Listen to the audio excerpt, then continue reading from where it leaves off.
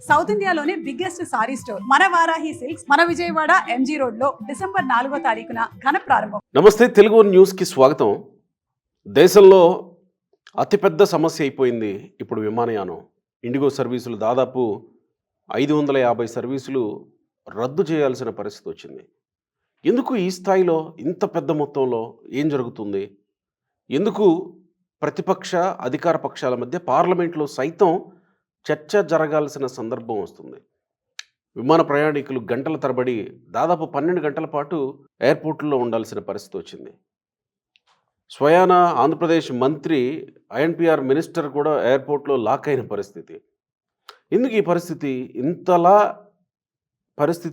Lock అయిన పరిస్థితి ఉంటే వెంటనే ఈ పరిస్థితిని పరిష్కరించే పరిస్థితి లేదు. కనీసం రేపు ఫిబ్రవరి వరకు కూడా ఈ పరిస్థితి ఉండొచ్చు అని ఇండిగో ఎయిర్లైన్స్ ఎందుకు చెప్తుంది? ఏం జరుగుతుంది అసలు లోపల తెలుసుకునే ప్రయత్నం చేద్దాం. మా చీఫ్ ఎడిటర్ శ్రీరామ్ గారు ఉన్నారు, కాస్త సమగ్రంగా తెలుసుకుందాం. నమస్కారం శ్రీరామ్ గారు. నమస్తే. వాస్తవానికి విమాన ప్రయాణాలు పెరిగాయి, అందుకు తగినట్టే విమానాలు పెరిగాయి. ఇండిగో అనగానే మనకు తెలుసు దేశంలో అతిపెద్ద విమానయాన సంస్థ. అతిపెద్ద విమానయాన సంస్థలో ఇంత పెద్ద సమస్య ఎందుకు వచ్చింది ఒక్కసారిగా? ఈ మధ్య డీసీజీఐ వాళ్ళు రూల్స్ మార్చారు. అంటే ఎందుకు మార్చారు, ఏం చేశారంటే వాళ్ళు ఇప్పటి వరకు 2 షిఫ్ట్లలోనే విమాన సిబ్బంది పనిచేస్తున్నారు. ఎక్కువగా ఫ్లైట్స్లో 2 రకాలు ఉంటాయి. డొమెస్టిక్ అంటే విత్ ఇన్ కంట్రీ తిరిగేది, అవుట్ సైడ్ కంట్రీ తిరిగేది ఇంటర్నేషనల్. ఈ ఇండిగో వాళ్ళకి సుమారు 2000 విమానాలు ఉన్నాయి. కొన్ని వేరే ఎయిర్వేస్ తోటి, అంటే వేరే ఇంటర్నేషనల్ ఎయిర్వేస్ తోటి లింక్ పెట్టుకొని కొన్ని విమానాల సర్వీసులని వాళ్ళ పాయింట్ల వరకు నడిపి అక్కడి నుంచి లెఫ్ట్ మిగతా ప్రయాణానికి వాళ్ళకి లింకులు కూడా ఉంటాయి. అంత పెద్ద సంస్థగా ఇండిగో పెరిగింది. ఇండిగో ఈ మధ్యకాలంలో ఈ గత 4-5 ఏళ్లలో బాగా పెరిగింది. అంతకుముందు చాలా ఉండేవి. కింగ్ ఫిషర్ ఉంది, జెట్ ఎయిర్వేస్ ఉంది, ట్రూ జెట్ అని మన తెలుగు వాళ్ళదే. ట్రూ జెట్ కూడా కొన్నాళ్ళు నడిపారు, చిన్న ఫ్లైట్స్ అయితే అవన్నీ డొమెస్టిక్. జెట్ ఎయిర్వేస్ చాలా పెద్దది ఉండేది.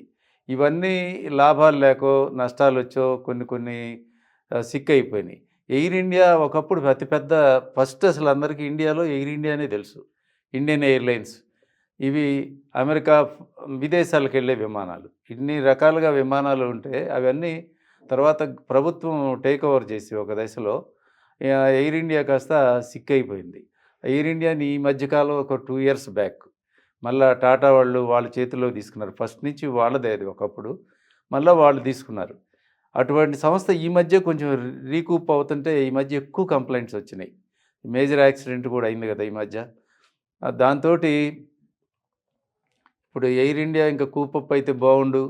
టాటా గ్రూప్ మీద జనానికి గుడ్ విల్ ఎక్కువ, ఎందుకంటే వాళ్ళు ప్రాఫిట్ కంటే సర్వీస్ మోటివ్ ఉంటుందని. టాటా గారు వీళ్ళ మీద ఉండే ఒపీనియన్ కావచ్చు, జనంలో ఉండే అభిమానం కావచ్చు, వాళ్ళ సర్వీసెస్ కూడా అట్లాగే ఉంటాయి. ప్రాఫిట్ మేకింగ్ కంటే సర్వీస్ ఓరియంటేషన్ ఉంటుందని.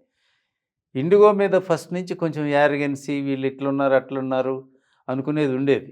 మేనేజ్మెంట్ మీద వాళ్ళు స్టాఫ్ కూడా కొద్దిగా అసలు టైం అయినా కాకపోయినా వాళ్ళ టైంకి వాళ్ళు టక్కున వెళ్ళిపోవడం, వాడు ప్యాసింజర్ని వదిలేసిపోవడం, గొడవలు జరగడం, చాలా కంప్లైంట్లు వచ్చాయి. వాళ్ళు ఇప్పుడు మోనోపోలీ అయిపోయింది. ఇండియా మొత్తంలో ఇప్పుడు వాళ్ళ ఫ్లైట్లే 2000 ఫ్లైట్లు ఉన్నాయి. దాంతో మోనోపోలీ వచ్చింది. అయితే ఈ ఫ్లైట్ల సంఖ్య పెరిగింది కానీ సిబ్బంది సంఖ్య పెరగల. ప్రతిసారి ఏదో ఒక కంప్లైంట్లు వస్తున్నాయి, ఏదో కంప్లైంట్లు చెప్తున్నారు. మధ్యలో పోయాక రన్వే మీద టేక్ ఆఫ్ అయిన తర్వాత లోపం కనిపెట్టారు, మధ్యలోనే దిగిపోయింది, లేకపోతే ఏదో మన చిన్న ఇష్యూస్, ఫ్యూయల్ తక్కువ ఉందనో లేకపోతే ఏదో ఒకటి చెప్తారు. చాలా కంప్లైంట్ వస్తున్నాయి. ఆల్రెడీ మేజర్ ఇన్సిడెంట్స్ చూస్తున్నారు కాబట్టి ఇంతకుముందు ఈ ఇండియాలో ఈ మధ్య వరస్ట్ విమాన ప్రమాదం జరిగింది కదా, అప్పటి నుంచి కొంచెం గవర్నమెంట్ కూడా అలర్ట్ అయిపోయింది. ఇప్పుడు ఉన్న స్టాఫ్ పెరగకపోయేటప్పటికి ఇప్పుడు కొత్త డీసీఐజీ రూల్స్ ప్రకారం ఏంటంటే 8 గంటలు, 10 గంటలు, లేకపోతే వీళ్ళు రెస్ట్ లేక విమానం మెయింటెనెన్స్లో కానీ ప్యాసింజర్స్ సర్వీసెస్ వాళ్ళకి సర్వీసెస్ ఇవ్వడంలో కానీ కొంచెం రూత్లెస్గా ఉంటున్నారు, కొంచెం మర్యాద తగ్గుతుంది, తర్వాత విమానాల్లో చెక్కింగ్లు కరెక్ట్గా జరగట్లేదు అని చెప్పి మొత్తం విమాన సిబ్బందికి మీరు స్ట్రిక్ట్గా 8 గంటలు ఫాలో అయితే అవ్వాలి అని చెప్పి రూల్స్ పాస్ చేసి, దాంతో మరి 12 గంటలు 12 గంటలు 2 షిఫ్ట్లో ఉండేవాళ్ళని 3 షిఫ్ట్లు చేయాలంటే విమానాలు కొన్ని ఆపేయాల్సి వస్తుంది. కానీ విమానాలు ఆపేయకుండా ఈ షిఫ్ట్లు అడ్జస్ట్మెంట్ చేస్తూ ఉంటే కొన్ని కొన్ని ఈ టైంకి బయలుదేరలేకపోతున్నాయి. ఇండిగో ఏ మాటగా మాట నిన్న మొన్నటి వరకు మధ్యాహ్నం 12 గంటలకు ఫ్లైట్ అంటే 12 గంటలకు అది స్టార్ట్ అయిపోద్ది. టైమింగ్ చాలా బాగా మెయింటైన్ చేశారు. మేనేజ్మెంట్ చాలా కఠినంగా స్ట్రిక్ట్గా ఉన్నట్లు కనిపించేది. సరే, అంత బాగా నడుస్తోంది. నూక్ అండ్ కార్నర్స్ చిన్న చిన్న సెంటర్స్ కూడా ఇప్పుడు విమానాలు తిరుగుతున్నాయి. ఫర్ ఎగ్జాంపుల్ మన ఈ తెలుగు వాళ్ళని తీసుకోండి, మనకి షిరిడి వెళ్ళే భక్తులు ఎక్కువ ఉంటారు. షిరిడీలో కూడా ఎయిర్పోర్ట్ కట్టారు కదా. ఇప్పుడు ఇక్కడి నుంచి డైలీ 2 డైరెక్ట్ ఫ్లైట్లు తిరుగుతాయి షిరిడీకి. మళ్ళా కనెక్టివిటీ ఫ్లైట్స్ ఒక 2 తిరుగుతున్నాయి. అంటే అంతగా భక్తుల్ని ఈ వేరే ఫ్లైట్లు ఏమీ లేవు, అన్ని మ్యాక్సిమం ఇండిగో ఫ్లైట్సే ఉంటున్నాయి.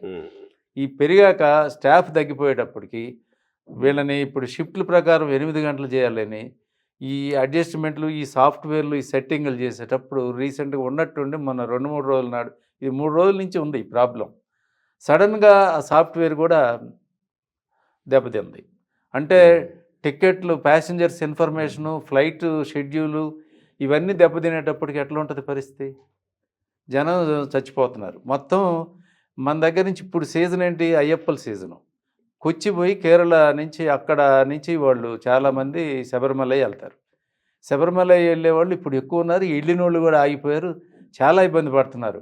ఎక్కడ చూసినా ఇప్పుడు ఎయిర్పోర్ట్లో పిల్లలతోటి, ముసలోళ్ళతోటి ప్రయాణికులు ఇప్పుడు ఇండియా మొత్తం మేజర్ ఎయిర్పోర్ట్లు అందరూ ఇప్పుడు ఇండిగో ఫ్లైట్లో ప్యాసింజర్స్ అందరూ బుక్ చేసుకున్న వాళ్ళు సఫర్ అవుతున్నారు. ఎయిర్పోర్ట్కి వచ్చి అసలు ఒక ఫ్లైట్ క్యాన్సిల్ అవుతుందంటే ముందే మనకు మెసేజ్ వస్తుంది. ఇది ఒక రోజు ముందే వస్తుందా? లేదు, టైంని బట్టి రీషెడ్యూల్ అయింది, 2 గంటలు లేట్ ఉంది, సాయంత్రం వెళ్తుంది, లేకపోతే ఇప్పుడు ఇండెఫినెట్గా దీన్ని వాయిదా వేస్తున్నాం, మళ్ళీ మీకు తెలియజేస్తామని ఇన్ని ఉంటాయి. అసలు ఇప్పుడు ఏమి లేదు, ఎయిర్పోర్ట్కి పోతారు, బోర్డింగ్ పాస్ కూడా తీసుకొని లోపలికి వెళ్ళాక మీ ఫ్లైట్ లేదు పో అంటే ఏదో రోడ్డు మీద ఇక్కడ టూర్స్ ట్రావెల్స్ బస్సులు తిరుగుతాయి చూసారా, అలాగ అయిపోయింది బతుకు. వాడు అన్నీ అయిపోయాక ఏంటి వాడు ఏం చేయాలి? వాడు టికెట్ డబ్బులు ఎప్పుడు వస్తాయో మళ్ళీ ఆ దెబ్బలాడే ఫైట్ చేసి వసూలు చేసుకోవాలి. వెళ్ళాలనుకున్న ప్లేస్కి ఎమర్జెన్సీ ఉంటుంది, కొన్ని మెడికల్ ఎమర్జెన్సీ కావచ్చు, ఎగ్జామ్స్ కావచ్చు, ఉద్యోగాలు కావచ్చు, ఆఫీస్ పనులు కావచ్చు. చాలామంది ఎమర్జెన్సీలోనే వెళ్తారు, లేకపోతే ఫ్లైట్లో ఎందుకు వెళ్తారు?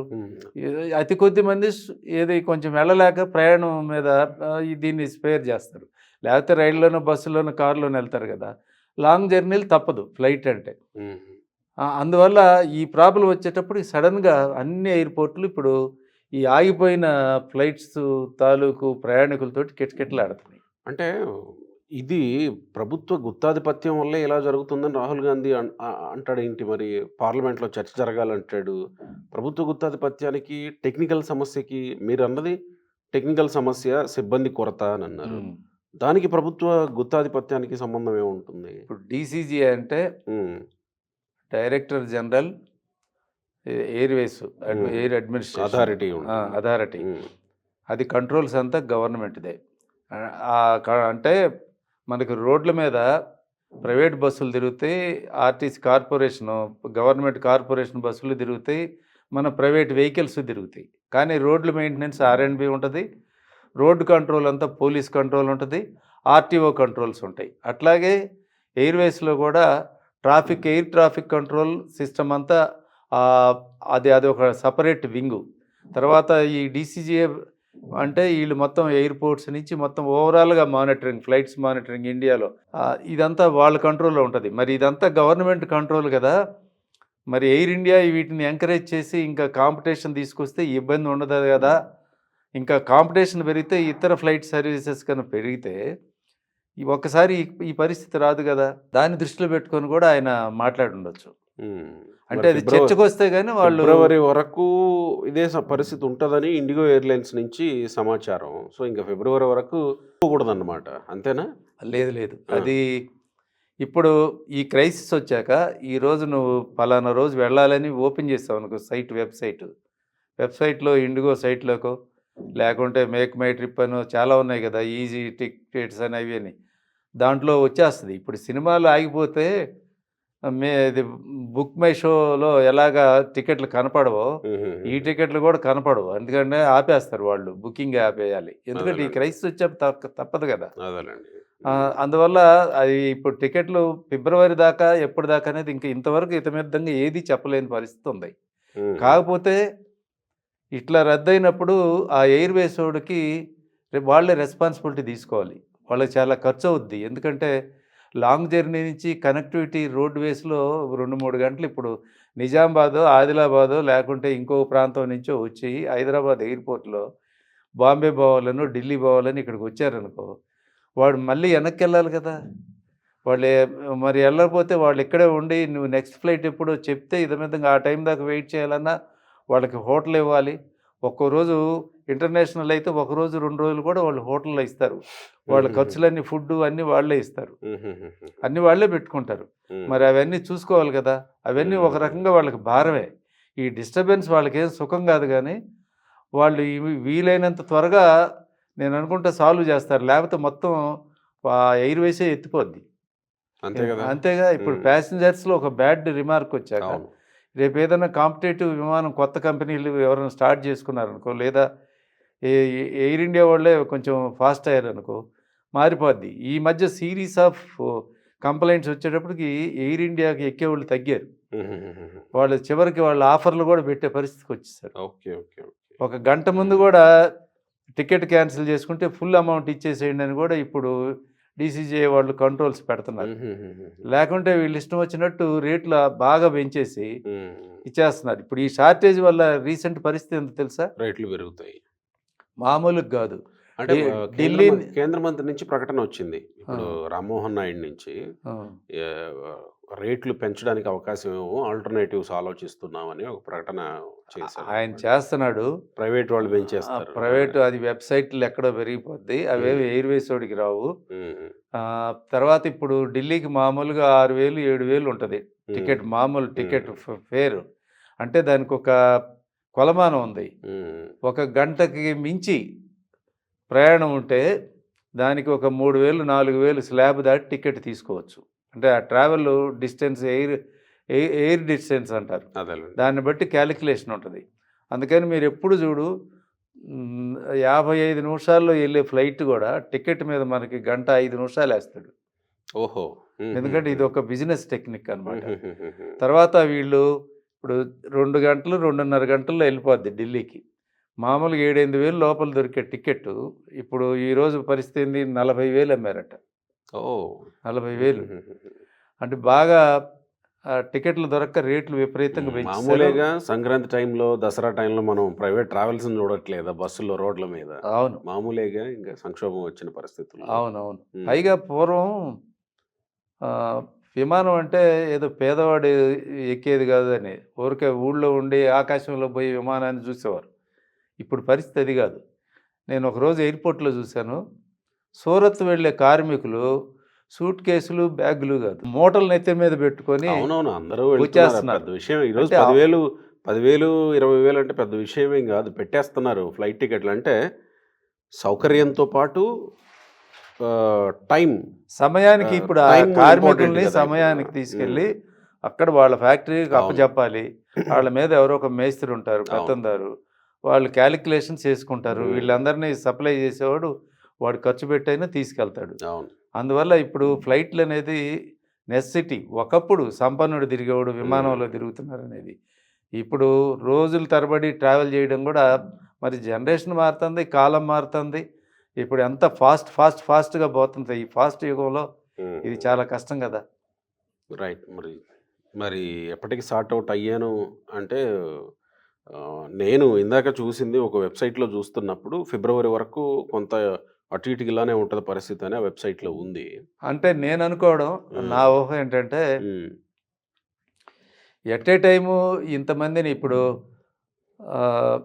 3 షిఫ్ట్లు చేశారు, 2 షిఫ్ట్లు అనుకోండి, ఎవరికి సిబ్బంది సమస్య అనుకుంటే, అంటే ఇంకొక షిఫ్ట్కి సరిపడా సిబ్బంది అంటే 3/1/3 పెంచుకోవాలి కదా. 1/3 స్టాఫ్ని పెంచాలి.